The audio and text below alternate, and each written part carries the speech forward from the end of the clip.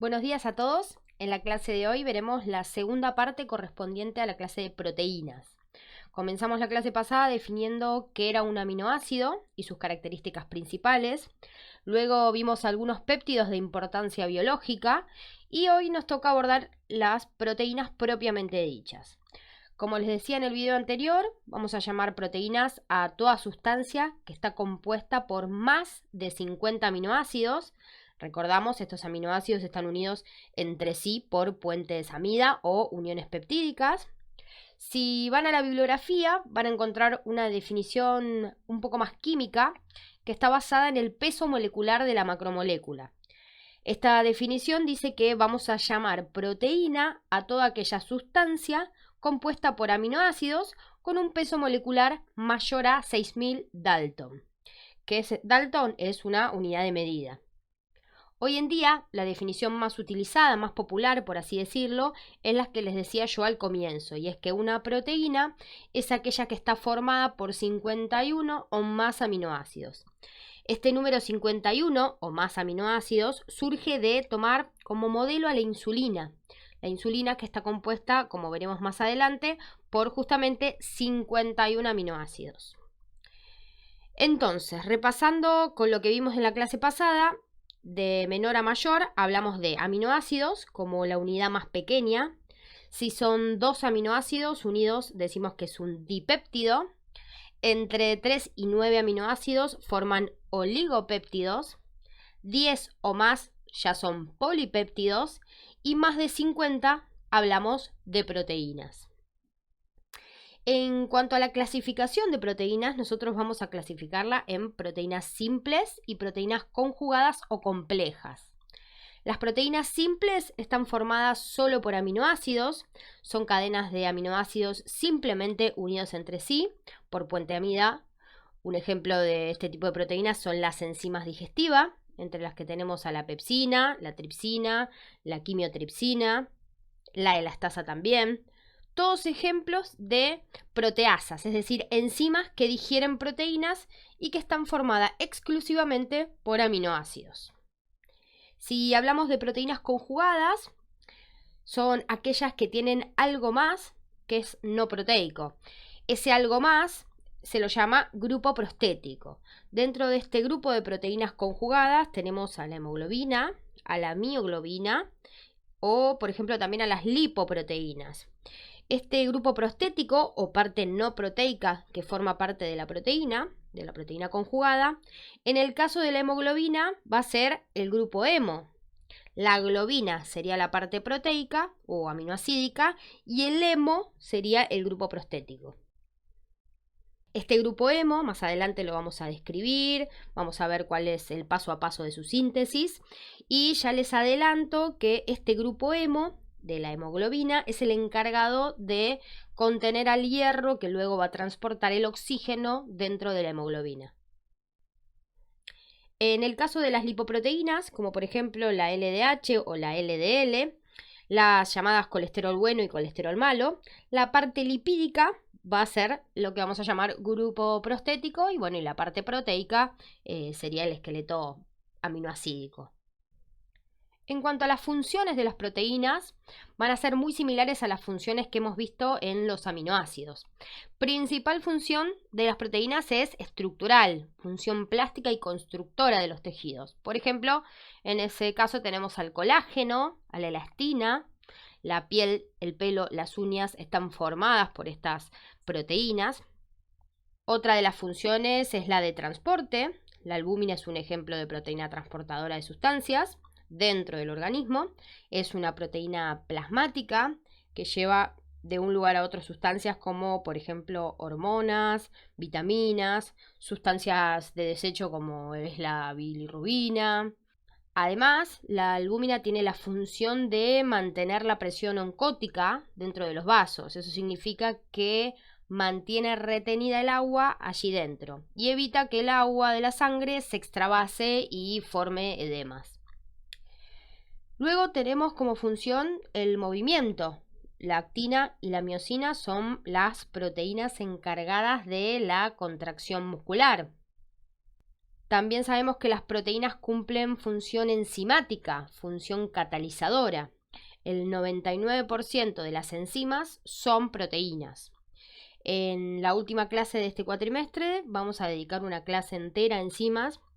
Solo les adelanto que las enzimas cumplen la función de catalizadores de reacciones químicas. Esto significa que aceleran procesos biológicos dentro de nuestro organismo.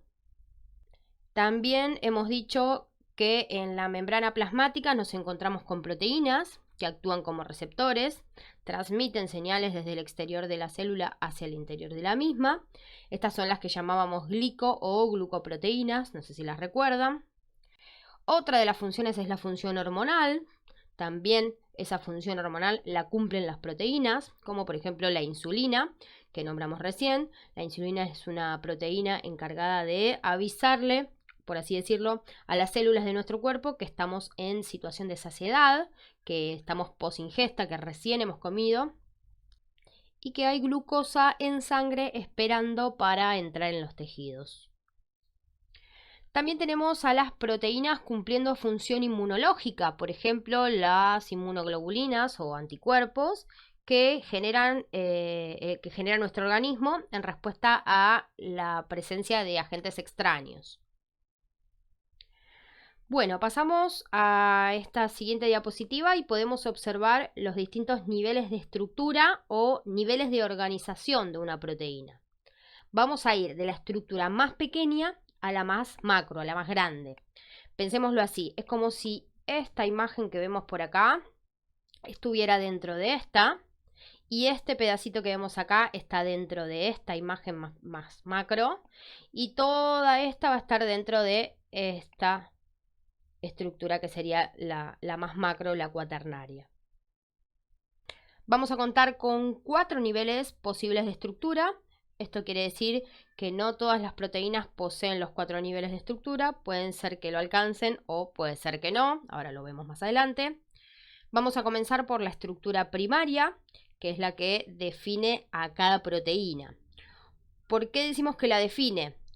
Porque nos va a especificar la secuencia de aminoácidos que la componen, es decir, el tipo de aminoácidos que la forman, también la cantidad de aminoácidos que la integran y por otro lado el orden en el que estos aminoácidos se encuentran. Entonces, si hablamos de número, tipo y secuencia, vamos a estar hablando de estructura primaria. Decimos que define a cada proteína porque podemos tener, por ejemplo, 2 proteínas de 51 aminoácidos, 2 proteínas X, con distinto orden en sus aminoácidos, con distinta secuencia, y vamos a hablar de 2 proteínas distintas, no se van a llamar igual. O podemos tener también 2 proteínas con el mismo número de aminoácidos, pero con distinto tipo de aminoácidos. Y ahí vamos a tener también 2 proteínas con 2 funciones diferentes seguramente y con distinto nombre. Si algo se afecta en el número, es decir, en la cantidad de aminoácidos, en vez de 51 tengo 50, o en el tipo de aminoácidos que la componen, cambia por ejemplo una lisina por una treonina, o la secuencia se altera, se va a alterar la estructura primaria de esa proteína y es lo que va a desencadenar una mutación en esa proteína. Luego tenemos la estructura secundaria. En este caso, la estructura secundaria va a describir cómo están ubicados en el espacio estos aminoácidos que tenemos por acá. Esta orientación en el espacio puede ser en forma de alfa hélice, es un segmento con una estructura en forma de espiral sobre sí misma, como una especie de resorte, o también puede estar ubicada en el espacio en forma de beta plegada, en forma de hoja beta plegada, que sería una especie de estructura similar a la de un acordeón. Ahora en otra imagen lo vemos, en la siguiente diapositiva lo vemos en distintas imágenes. La forma de ambos segmentos está generada principalmente por la interacción de puentes de hidrógeno que se van a dar entre los distintos aminoácidos que conformen la estructura. Ahora lo vemos más adelante igual, simplemente quédense con la diferencia entre primaria y secundaria. Pasamos al siguiente nivel, que sería el de estructura terciaria, este que vemos por acá.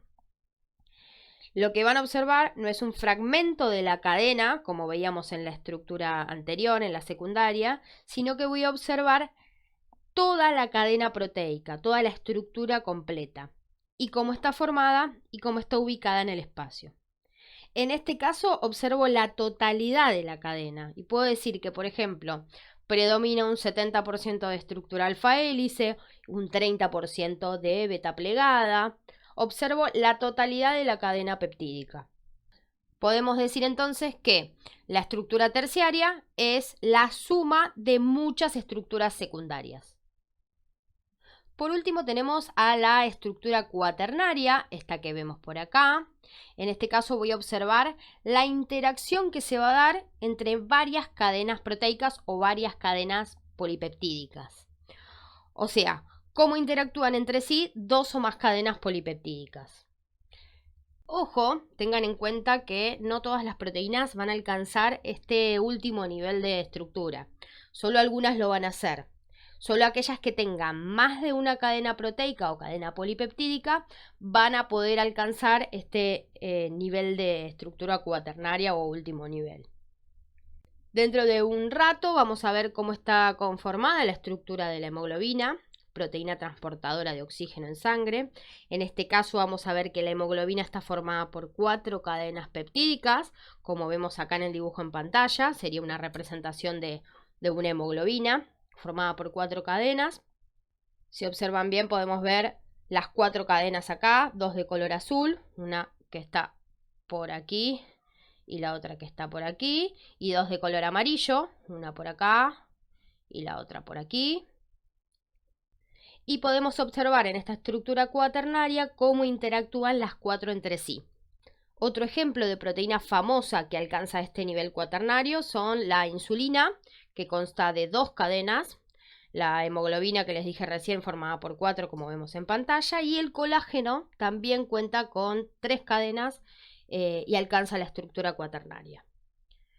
En cambio, hay otras que no alcanzan este nivel de estructura, que solo llegan hasta este nivel, hasta el nivel terciario de estructura. Por ejemplo, la mioglobina, proteína encargada de almacenar oxígeno a nivel muscular, solo llega a nivel de estructura terciario. Pasamos a la siguiente diapositiva. Acá vamos a ver, como les decía recién, las dos formas en las cuales se puede plegar un fragmento proteico cuando hablamos de estructura secundaria.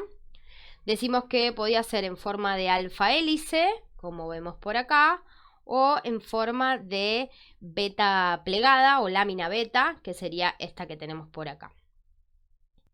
Estas formas que adoptan en el espacio, tanto la lámina beta como la alfa hélice, están determinadas por las interacciones o por las uniones que se dan entre los distintos aminoácidos. A ver, nosotros ya hemos visto que los distintos aminoácidos forman uniones entre sí a través de enlaces peptídicos o de puente amida. Si solo existiera ese tipo de interacción entre aminoácidos, solo existirían proteínas lineales, ¿no? Porque los enlaces o puentes amida se dan entre aminoácidos contiguos. Sin embargo, acá yo estoy diciendo que su estructura en el espacio está adoptando una forma de hélice, está adoptando una forma de resorte. ¿Qué es lo que hizo que se forme esta hélice o este resorte? O en el caso de la lámina beta, que se forme esta estructura de acordeón.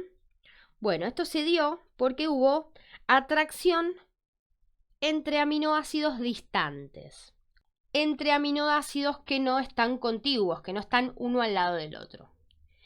Fíjense que este aminoácido, por ejemplo, que podemos ver por acá, podríamos decir que está en posición 2. Uno por acá, este estaría en posición 1, este estaría en posición 2. Se sintió atraído por este aminoácido que vemos por acá, que estaría, si contamos, en la posición número 12. O este, que está por acá, en posición 11, este que está al ladito, se sintió atraído también por este que está mucho más lejano. ¿Ven estas estas líneas de color rojo representarían esta atracción que se da entre aminoácidos que no están uno al ladito de otro. Estas atracciones que se dan entre aminoácidos que no están uno pegado a otro son uniones o enlaces de tipo puente de hidrógeno. Es decir, que lo que hace que se pliegue una proteína en estructura secundaria, lo que hace que forme el resorte o en el caso de la amina beta que se forme esta especie de acordeón, lo que hace que se forme va a ser los puentes de hidrógeno que se forman entre aminoácidos distantes. Esto que podemos observar por acá también son la representación de lo que sería un puente de hidrógeno establecido entre aminoácidos que no están contiguos. ¿Qué pasa entonces en la estructura terciaria? Que hace que la cadena en su totalidad se enrolle, por así decirlo, de una manera determinada. En este caso, también va a haber puente de hidrógeno, interacciones de tipo puente de hidrógeno, pero también vamos a sumar otro tipo de interacciones que se van a dar entre aminoácidos que no están contiguos, entre aminoácidos distantes. Además entonces de puente de hidrógeno, se va a dar atracción de tipo hidrofóbica, atracciones de tipo hidrofóbicas. Este tipo de interacciones se dan entre aminoácidos hidrofóbicos o apolares. También van a haber interacciones de tipo puente disulfuro. Esto se da entre aminoácidos que contienen azufre en su grupo R, los que llamábamos azufrados, ¿recuerdan? Como por ejemplo la cisteína o la metionina, atracciones entre ese tipo de aminoácidos. También, bueno, no tenemos diapositiva para esto, pero en el caso de la estructura cuaternaria, es decir, interacciones entre distintas cadenas, como dijimos recién, también se van a dar este tipo de relaciones que vemos en estructura terciaria. Van a haber puentes disulfuro, van a haber puentes de hidrógeno, enlaces iónicos, uniones hidrofóbicas. Pero la diferencia es que en la estructura terciaria van a ser entre aminoácidos de la misma cadena, mientras que en la estructura cuaternaria se van a dar entre aminoácidos de distintas cadenas peptídicas. Como son uniones o fuerzas que se dan entre aminoácidos de distintas cadenas, se dicen que son uniones intercatenarias. En el caso de estructura terciaria, vamos a hablar de uniones intracatenarias. Y en el caso de las cuaternarias, intercatenarias. Bueno, terminamos entonces con estructura y con niveles de organización de las distintas proteínas y vamos a describir algunas de las proteínas más populares o de mayor importancia biológica y fisiológica. Comenzamos con la insulina, ya dijimos, primera proteína descripta, formada por 51 aminoácidos. Está formada por dos cadenas, la cadena A, que cuenta con 21 aminoácidos, y la cadena B, que cuenta con 30 aminoácidos. Luego tenemos esta partecita que vemos por acá, que llamamos péptido C o péptido conector. Esta parte no forma parte de la insulina propiamente dicha, sino que forma parte de la proinsulina, que es la primera insulina que fabrica el páncreas y que luego este pedacito se corta, se desconecta y se elimina. La insulina activa solamente va a estar formada por la cadena A de 21 aminoácidos y la cadena B de 30 aminoácidos. El péptido C o conector se elimina. Sobre la insulina ya hemos hablado en otras clases. Sabemos que es fabricada por el páncreas, más precisamente por las células beta de los islotes de Langerhans, y su función es la de avisar a todas las células del organismo que hemos comido, que estamos en situación de saciedad. Como ya les dije en otras oportunidades, la insulina es una especie de llave que se une a los receptores celulares y abre las puertas de la célula para que la glucosa pueda ingresar y pueda ser utilizada en forma de combustible por las células. Las personas diabéticas, sobre todo los diabéticos tipo 1, no fabrican insulina, ya que en la diabetes tipo 1 hay una enfermedad, perdón, autoinmune, y esto hace que se destruyan las células del páncreas que fabrican la insulina. Al no haber insulina, los tejidos no se enteran que hay glucosa en sangre disponible, por lo tanto no la dejan ingresar y queda la glucosa dando vueltas en sangre sin poder ser utilizada. Esta glucosa que da vueltas en sangre sin poder ser utilizada va a desencadenar una serie de síntomas que veremos más adelante y que pueden generar lo que llamamos coma diabético o cetoacidosis diabética. Luego tenemos al colágeno. También ya lo hemos nombrado, proteína famosa por su función estructural. El colágeno es la proteína más abundante de los vertebrados. Es el precursor de cartílagos, músculos, tendones, piel, huesos. Tiene una gran función de sostén y una gran función estructural. El colágeno es una proteína que alcanza la estructura cuaternaria porque está formada por más de una cadena peptídica, por 3 de hecho, que acá las podemos ver, 1, 2 y 3. Acá las tenemos graficadas, enroscadas sobre sí misma, similar a la estructura de una soga. Si ustedes recuerdan cómo es la estructura de una soga, se puede representar o ver reflejada fácilmente en esta estructura. Esta estructura, que es similar a la de una soga, como les digo, es la que le da su función de resistencia. Por eso es tan resistente, tan particularmente resistente a la torsión y a la tensión, el colágeno. Esto se debe a este tipo de estructura y a este tipo de enlace entre las distintas cadenas peptídicas. El colágeno va a estar formado por los aminoácidos glicina, hidroxiprolina e hidroxilisina. Tanto la hidroxiprolina como la hidroxilisina son aminoácidos con un grupo alcohol agregado, con un hidroxilo o H. En el primer caso es el aminoácido prolina más grupo alcohol, y en el segundo caso es el aminoácido lisina más grupo alcohol. De ahí surge el prefijo hidroxi. ¿Por qué se los destaco? Porque para que estos aminoácidos estén alcoholizados, estén con este grupito alcohol adicionado, tienen que intervenir la vitamina C. Tiene que intervenir la vitamina C como cofactor, como ayuda, para que estos aminoácidos se puedan hidroxilar, para que se hidroxilen. ¿Por qué esto nos importa a nosotros como futuros nutricionistas? Porque hay una enfermedad llamada escorbuto que se produce por un déficit en el consumo de vitamina C y cuyas consecuencias o sintomatología se relacionan con una síntesis defectuosa de colágeno. A ver, si yo no ingiero suficiente vitamina C a través de mi dieta, no voy a lograr hidroxilar estos aminoácidos. Si no logro hidroxilar estos aminoácidos, voy a tener una inadecuada estructura en el colágeno. Va a ser un colágeno que no va a estar sintetizado correctamente. Algo más para agregar sobre esta diapositiva, además de estos 3 aminoácidos, contiene glúcidos unidos, glucosa y galactosa. Eso significa que va a ser una glicoproteína.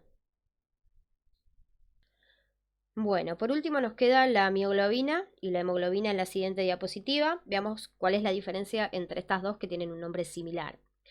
El prefijo mio de mioglobina viene de músculo, miocito, que es la célula muscular.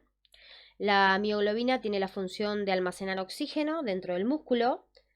Dijimos recién que no alcanzaba la estructura cuaternaria porque estaba formada por una sola cadena peptídica que se enrolla en sí misma.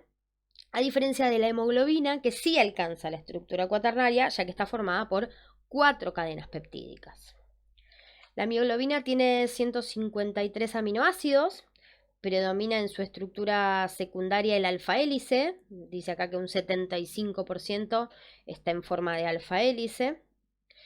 Además es una proteína conjugada porque tiene una parte no proteica en su estructura, que es esta que vemos por aquí, esta especie de disquito que vemos por acá, y esta parte no proteica se denomina hemo.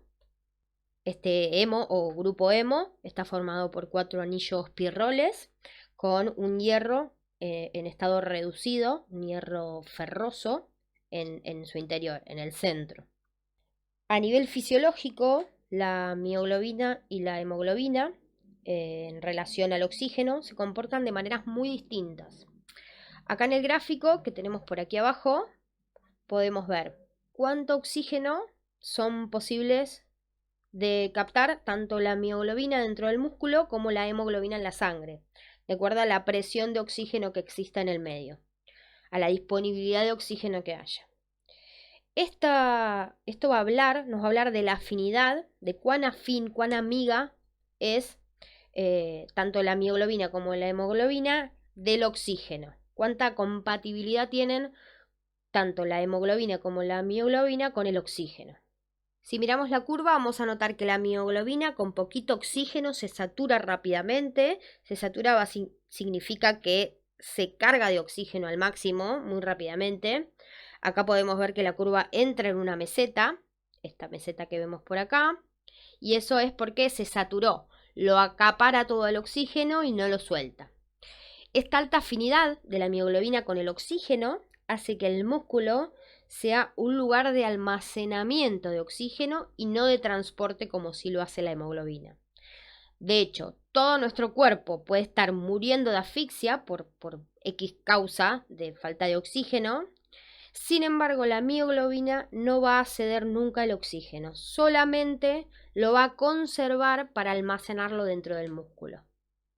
En cambio, la hemoglobina, ante la presencia de poca disponibilidad de oxígeno, no suele agarrarlo, ¿ven? Si nosotros vemos por acá, con poca presencia de oxígeno, va subiendo muy lentamente. Ante la poca presencia de oxígeno, no lo agarra, tiende a soltarlo, a no retenerlo. En cambio, ante la alta disponibilidad de oxígeno, cuando va aumentando la concentración de oxígeno, la saturación de oxígeno, va subiendo su afinidad, va subiendo su saturación. Entonces, ¿qué va a hacer la hemoglobina? La hemoglobina, donde hay grandes cantidades de disponibilidad de oxígeno, donde hay gran saturación de oxígeno, como por ejemplo en el pulmón, ahí sí lo va a agarrar al oxígeno y lo va a retener. Entonces, ¿qué va a hacer la hemoglobina? Donde hay mucho oxígeno, lo va a tomar, lo va a retener. Y en los tejidos donde hay poco oxígeno, lo va a ir soltando. Esto hace que la función de la hemoglobina sea justamente ceder oxígeno en los tejidos donde hay poca cantidad de oxígeno y tomar y retener el oxígeno a nivel alveolar, en los pulmones, para poder luego repartirlo en los tejidos donde no haya tanto oxígeno. Gracias a esta poca afinidad de la hemoglobina es que puede cumplir la función de transportadora de oxígeno en sangre. Con respecto a la afinidad, entonces, de la hemoglobina con el oxígeno, vamos a decir que es poco afín al oxígeno, mientras que la mioglobina es muy afín. Bueno, acá tenemos la estructura de la hemoglobina. Como dijimos, está formada por 4 cadenas peptídicas, 2 cadenas que vamos a llamar alfa, de 141 aminoácidos cada una, y 2 cadenas beta de 146 aminoácidos cada una. También es una proteína conjugada, la hemoglobina. Esto quiere decir que tiene una parte no proteica. También esa parte no proteica es hemo.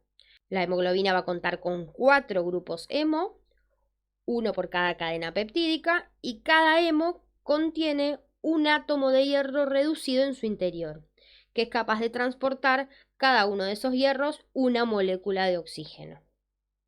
Esta es la última diapositiva. Acá podemos ver qué ocurre cuando hay un error en la formación de la hemoglobina, cuando se sintetizan hemoglobinas defectuosas que generan enfermedades.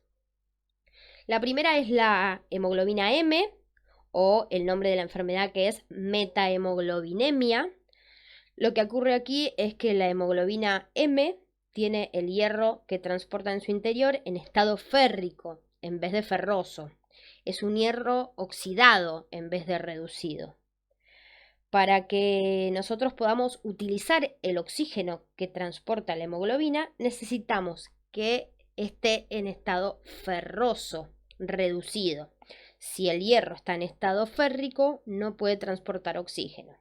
Si por alguna razón este hierro cambia de estado de oxidación de ferroso a férrico, la hemoglobina deja de llamarse hemoglobina y se convierte en metahemoglobina. Y esa metahemoglobina no es capaz de transportar oxígeno. Esto ocurre, esta formación de metahemoglobina, ocurre porque hay un defecto de tipo genético que hace que al momento de sintetizar la hemoglobina se cambie un aminoácido histidina por otro aminoácido tirosina. Hubo un error en la estructura primaria de esta proteína, con lo cual va a hacer que el hierro cambie de estado de oxidación. También puede ocurrir que no sea un problema de tipo genético, sino adquirido. Es decir, hay un factor ambiental, no genético, que va a generar un cambio en el estado de oxidación del hierro. Y de igual manera que en el anterior, no puede transportar el oxígeno y por lo cual no puede repartirlo en los tejidos, no puede cumplir su función. Un factor ambiental que genera esta enfermedad, esta generación de metahemoglobina, es el consumo excesivo de nitritos y nitratos. No sé si han escuchado hablar de esto, pero hay alimentos que son muy ricos en nitritos y en nitratos, sobre todo alimentos procesados, como pueden ser embutidos, fiambres. ¿Por qué? Porque se utiliza como aditivo en la industria alimentaria este tipo de sustancias. También tenemos alimentos que son ricos en nitritos y en nitratos, como por ejemplo algunos vegetales, la selga, la espinaca, el brócoli, también los repollitos de Bruselas.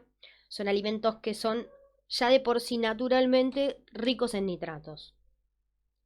Por cualquiera de estas causas, tanto genética como adquirida, el hierro cambia su estado de oxidación dentro de la hemoglobina y se transforma en metahemoglobina. Por esta razón es por la cual los bebés menores de 1 año no se les da embutidos ni fiambres, más allá del exceso de sal y de grasa que principalmente tienen esos alimentos, es por el contenido de nitratos. Es por eso que no se administra en la dieta de los bebés menores de 1 año. Por esa misma razón, tampoco se les incorpora en la dieta de forma temprana ni brócoli, ni acelga, ni espinaca, ni repollitos y demás. El principal signo que se puede observar en estas personas es el color azulado en la piel. Como vemos en la foto de la diapositiva, se torna la piel de color azul y eso es por falta de oxigenación. Esto se lo denomina cianosis. Es realmente muy, muy visible. Luego tenemos otro tipo de hemoglobina defectuosa, que es la hemoglobina H, y produce un grupo de anemias conocida como talasemias o anemias del Mediterráneo. En este caso solamente es genética, no va a ser adquirida. ¿Por qué se las denomina anemia del Mediterráneo? Porque es muy frecuente en la población del Mediterráneo, en la población europea. ¿Qué es lo que le ocurre a una persona que tiene talasemia? Bueno, lo que ocurre es que no tiene la proporción adecuada de cadenas alfa y beta dentro de la hemoglobina. Yo les había dicho que eran 2 cadenas alfa y 2 cadenas beta la hemoglobina. Bueno, en esta enfermedad puede ser que la persona tenga 3 alfa y 1 beta, o todas beta o todas alfa. Al tener 4 cadenas iguales, al tener afectadas las proporciones en cuanto a la cantidad de alfas y betas, esta persona no va a tener problemas con el estado de oxidación del hierro. El problema va a radicar en la forma del glóbulo rojo. Piensen que al cambiar las cadenas va a cambiar la estructura, por lo cual va a cambiar la forma del glóbulo rojo. Los glóbulos rojos de una persona con talasemia van a ser distintos a los de una persona que no padece la enfermedad. En un hemograma clásico se va a poder observar que tiene mayor cantidad de glóbulos rojos y en su forma van a ser más chiquititos que lo normal y van a estar deformados, van a tener formas particulares. Además, va a haber un ineficaz transporte de oxígeno porque justamente son glóbulos rojos defectuosos que no transportan como corresponde el oxígeno. Los síntomas son similares a los de cualquier persona con anemia: fatiga, cansancio, dificultades para llevar a cabo una actividad física por falta de oxigenación. Todas aquellas personas que padezcan talasemia van a requerir de por vida un suplemento de ácido fólico. El ácido fólico lo que va a hacer es mejorar esta forma de los glóbulos rojos para que se pueda transportar mejor y más eficazmente el oxígeno. Esto sería lo que llamamos una talasemia menor o minor. También existen lo que llamamos talasemias mayores, talasemia mayor, que es menos frecuente que la anterior y es mucho más severa en cuanto a los síntomas y tiene mayores consecuencias en cuanto a la calidad de vida. En la talasemia mayor, además de tener glóbulos rojos deformes, hay ruptura de ellos y voy a tener lo que se llama anemia hemolítica. Estos pacientes van a requerir de transfusiones periódicas para poder sobrellevar la enfermedad. Piensen que es una enfermedad mucho más compleja que la variante anterior, que era la talasemia minor, y va a tener consecuencias mucho más graves. Por último, dentro de las hemoglobinas defectuosas vamos a tener a la hemoglobina S, que va a generar la enfermedad de anemia falciforme. En este caso también es de origen genético, no adquirido. Y en este caso también hay un cambio a nivel de estructura primaria. Cambia un aminoácido glicina por valina, como podemos ver en el dibujo que tenemos acá. En una hemoglobina normal tenemos el aminoácido número 6, glicina, y en la hemoglobina S este aminoácido cambia por valina. La anemia falciforme también es una anemia hemolítica, es decir, que hay ruptura de glóbulos rojos. Este tipo de hemoglobina S solamente se da en personas de tez negra y además, para que la enfermedad se exprese, es necesario que los dos padres tengan la enfermedad. Ambos padres deben tenerla. Obviamente, cuando cursen la materia fisiopatología, todos estos tipos de anemias y de hemoglobinas defectuosas lo van a volver a ver, van a ver los distintos tipos de anemia y demás. Solamente acá hacemos una breve introducción porque se relaciona con la estructura de la hemoglobina. Bueno, hasta acá llegamos entonces con esta clase. Recuerden, como siempre, leer el capítulo que corresponde a proteínas del libro de Antonio Blanco.